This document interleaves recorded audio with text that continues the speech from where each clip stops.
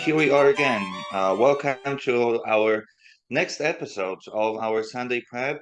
We are here on this beautiful, shiny morning, as you can see it, to meditate and bring closer to us the scriptures.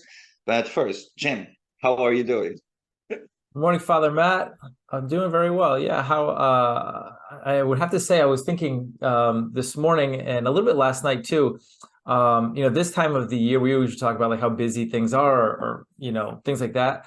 But outside of the scheduling stuff, weather-wise, this is kind of the best time of the year, right? I mean, it's like you get warmth in the day, a little bit of coolness at night. It's perfect. Right now, it's a delightfully sunny day, as you can tell, kind of beaming through our windows in the background.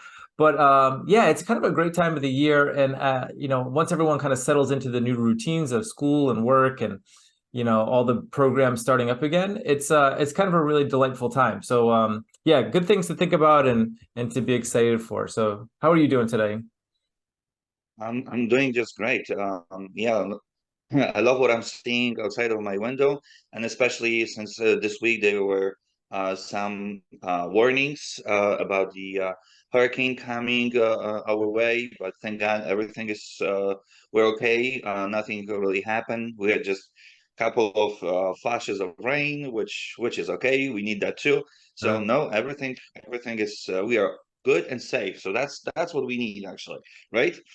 yeah. But talking about safety. Oh, actually, that's a good way to actually start the reflection of our weekend today. That we will be celebrating that the liturgy of the word will bring to us and safety. The word is understood in so many different ways. We can take and put into the very word so many things, but today, the scripture reading brings us into the very thing that we are really afraid of. And when we think of it, we get kind of scared. And more specifically, the readings today brings us to meditate upon forgiveness. And the same way, there are many ways to speak about forgiveness, the forgiveness that we receive from God, most especially in the sacrament of reconciliation. But there is even more strongly that the readings bring us into the reflection upon forgiveness to another person. And as we will hear our readings for this Sunday, as well as the Gospel, we are focusing, at least I am, more strongly on our first reading. And the first reading from the book of Sirach begins in this very sentence, or with this very sentence. Wrath and anger are hateful things, yet the sinner, when first I read it to meditate upon it, when I read, yet the sinner hugs them tight, and I said to myself, you know what? I like to hug people. It is a beautiful expression of friendship, of care or love.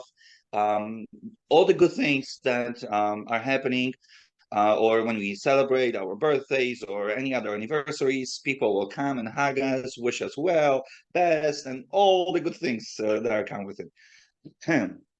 Here's a different story. We speak about wrath and anger, very hateful things, and yet the sinner hugs them tight. How opening it is, how very eye-opening it is to listen to those words, and even on this one sentence focus to meditate this weekend. Because what happens when we sin or when we live in the state of sin? It is, first of all, not easy to break that. It becomes a habit. It becomes even stronger to desire to, yeah, overlook it, or in other or even in different way, we sin and we try to put it behind, buried deep within our conscience, with our mind and our heart. And so that's what, at least to my mind, comes right away. That's what we do when we speak about hugging those sinful things, and so many other that we can include when we speak about sin. But That's what we tend really to do when we sin, so that nobody knows, nobody hears, everything is nice and quiet and very deep, so nobody gets there. However, the Lord is the one who reads mind and heart deeply, fully. Even the areas of our mind and heart that we do not even have an access to. We do not even search so deep. And he knows that those harmful things are there. And he speaks to us today to meditate upon those moments of our life, of our past, that are really harmful to us. And how are they harmful? Because in time, they will still come out. They will be bothering us. We will feel like something is not right within. And the more we will try to just push it away, the stronger they will be coming out. And how do they do that? On another person. Not so much even on us as they will be coming on another person. Do we treat another person? How do we share things with another person? When something is bothering us, that's what usually comes out from us. The hatred, anger, all the negative feelings will be coming out of us. And unfortunately, they will be harmful not only to us, but especially for those who are around us. And unfortunately, our family members, husband and wife, or towards children or close relatives, friends, neighbors, they will be coming out that way. That is why, as today we will hear and meditate upon this very sentence, or the readings themselves, it is very appropriate to meditate. What is it that sits on my heart, on my shoulders, or on my mind, that really pushes people away from me, that I will do when I'm angry, when I'm annoyed, when the day doesn't go the way I wanted to. And then all these things will literally come together like a big atomic bomb at one point. And when it does explode, that's when unfortunately harmful things and ways will come out from us. And even though we don't intend them to be that way, they will still be. So that's where my mind is going, to myself as well. If there's anything that prevents me from loving my neighbor, loving my enemy, loving and expressing that love in the ways that will embrace them and help them to see that no, there is forgiveness, there is a way to fix things, and to bring about the goodness, a beautiful and true goodness into the lives of both parties, and live them with embrace of God's grace. So that's where my mind is going. That's where I wanted to share. So I'm passing down the microphone.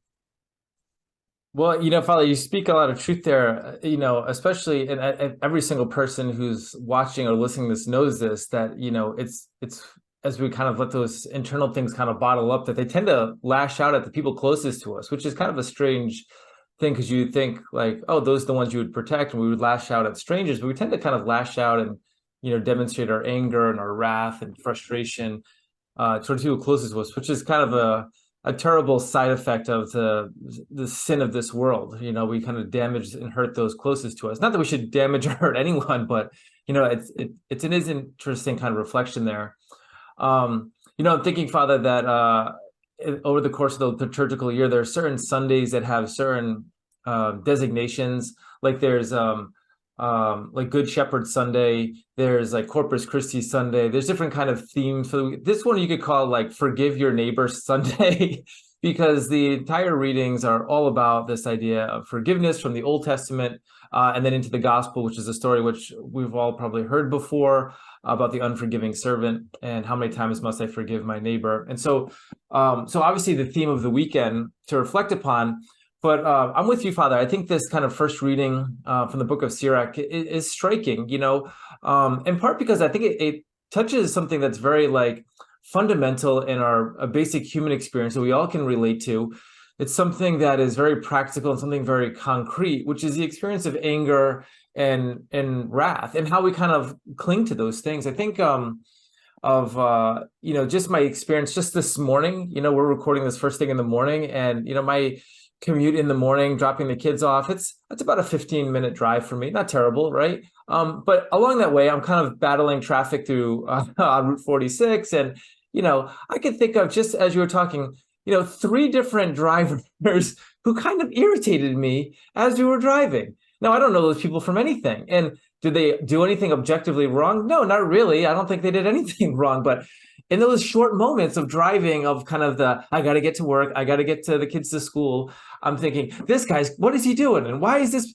And these little moments of kind of bubbling up, and it's ridiculous. And I think if, my kids are a great kind of, I don't know, they call you out on stuff. They don't let you hide, and they have a kind of a purity and an honesty. And so, when my kids kind of call me out on things, they might call me out on something like, why are you getting so mad? Or why are you, complaining about that driver, or, the, whatever it is, the small irritation in life. And then I'll usually try to justify it with like, that guy doesn't know what he's doing, or what's happening, and what I'm doing is I'm clinging to this anger. I'm holding on to this sin, because it's a kind of consolation. It's a kind of self-justification that, like, I'm in the right, they're in the wrong, I am correct, and I think that experience is common to all of us, right? And not just the driving stuff, but everything, whether it's dealing with coworkers or family, or, the world at large, politics. Oh goodness, we shouldn't talk politics ever, but politics tend to get people very much worked up about, things that stir up a kind of anger within us. And then we hold on to it because we want to justify that, the person that we're, rooting for, the political world, or whatever the thing is. But it's an interesting phenomenon how we can experience anger and wrath.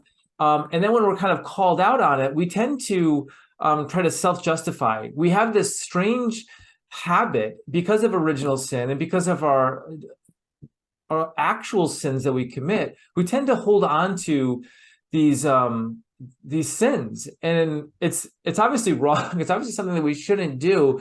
So it's an interesting observation that we have here in the Old Testament reading, of just kind of this basic human reality that anger and wrath are going to be stirred up within us, and that we tend to kind of justify them and hold on to them for silly reasons that are not worth it. It's not right. And so, kind of skipping ahead to we start with the first line we're talking about here, but if you skip down to the last line here, there's a little bit of a remedy, for how to overcome this, because we can maybe identify, the truth of, like, I get irritated and angry easily over petty things, and I tend to hold on to these things and justify these things. And if someone calls me out on them, I'll just point out what they're doing wrong, and then, spiral in this terrible world of hatred.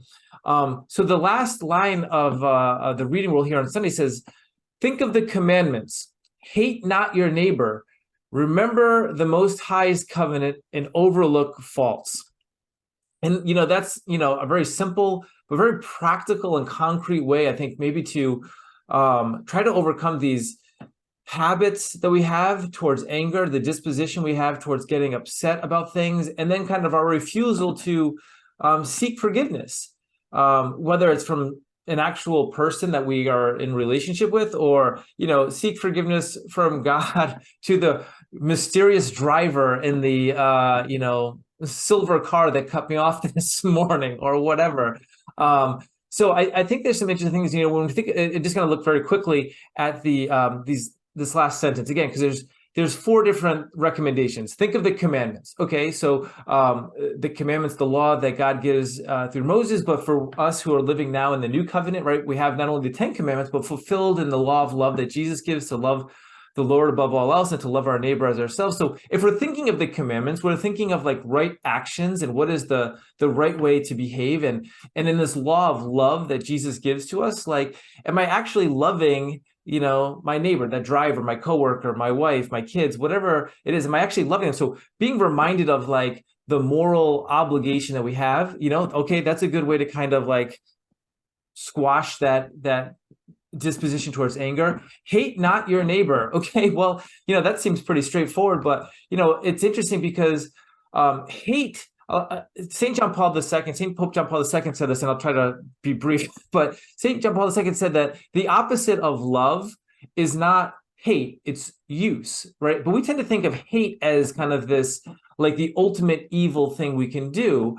And John Paul II would say, no, it's use, but hate is still pretty terrible. But hate implies a kind of passion, a kind of emotion. You talked about this, Father, like kind of the emotional stirrings within us, right? And so if we're experiencing a kind of hate, it implies a kind of relationship with that, right? We don't hate like the weather, I mean, we might say that, but we don't have like passionate, like it's a disconnect. But we have these experiences of hate because there's a personalism there. And I think that if we recognize that there's a kind of a human being at the other end of this passion, again, it helps us to kind of I don't know, regulate or kind of put a certain perspective on this wickedness, this anger that we're experiencing. Next one, remember the Most High's covenant. For us, that it's not just the Old Testament, but fulfilled in the blood of Christ and the cross, right? And what the Lord has done to us, that He's forgiven our sins. And if He's willing to take on the suffering of the cross and move through the passion to the glory of the resurrection for the sake of forgiving me, and how wretched and undeserving I am, like how small of a thing it is for me. So again, practical advice. And the last thing is overlooking faults, right?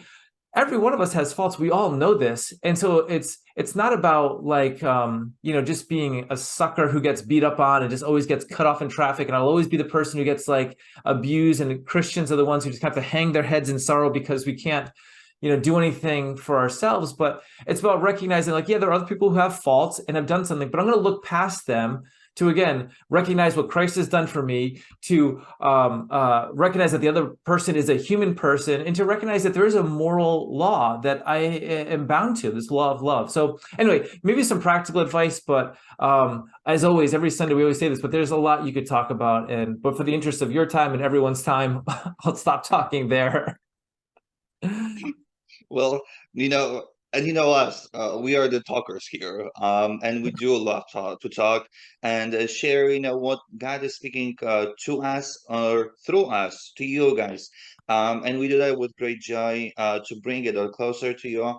And of course, we are the ones who are listening to. We are not only talking, we are listening to. So I hope this will help you to embrace a little bit stronger what the Lord speaks to you this weekend. And see, maybe there is someone who really is awaiting your forgiveness, or you are awaiting forgiveness, and come to the Lord. He is waiting here to do that for you.